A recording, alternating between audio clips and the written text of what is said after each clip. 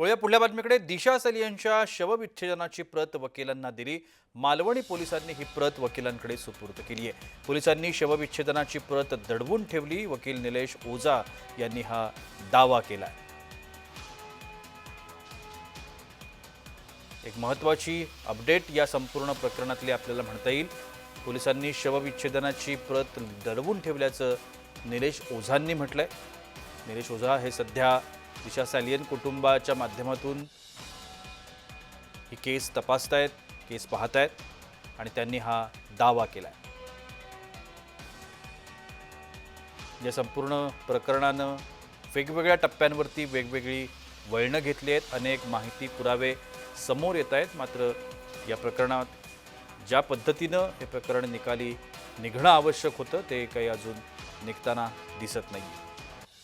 पोलिसांनी शवविच्छेदनाची प्रत दडवून ठेवली असं निलेश ओझा यांचं म्हणणं आहे. आता या संपूर्ण प्रकरणामध्ये नक्की पुढे काय घडणार आहे, आणखीन कोणते टप्पे महत्त्वाचे समोर येणार आहेत हे पाहणं औत्सुक्याचं ठरणार आहे.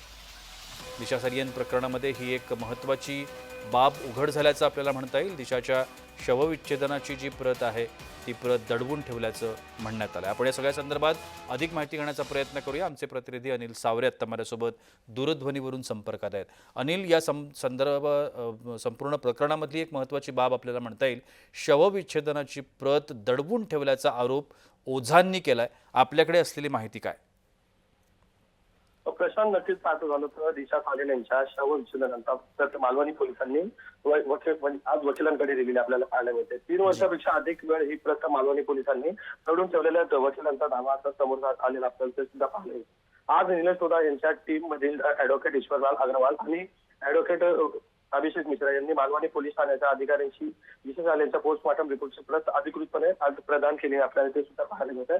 या अहवालानंतर मालवणी पोलिसांचा फसवणुकीचा कारभार उघड झालेला आहे. दिशा सालियन ही सामूहिक बलात्कार आणि निर्घृण हत्येची बळी होती आणि ही सत्य दडपण्यासाठी पोस्टमॉर्टम रिपोर्ट खोटा दाखवण्यात आला होता.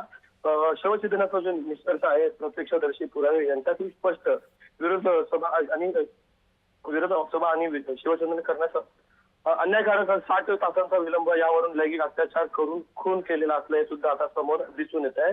ऍडव्होकेट निलेश ओझा यांचा आरोप आपण पाहू शकतो. या शिवछेदनाच्या अहवालानंतर आरोपी आणि त्यांना मदत करण्यात पोलिसांवर तात्काळ कारवाई करावी असं जे आहे दिशा सालियनचे वकील सचिन सालियनचे वकील यांनी आज आरोप केलेला आहे. प्रशांत, नक्कीच अनिल, धन्यवाद आपण दिलेल्या विस्तृत माहिती करता.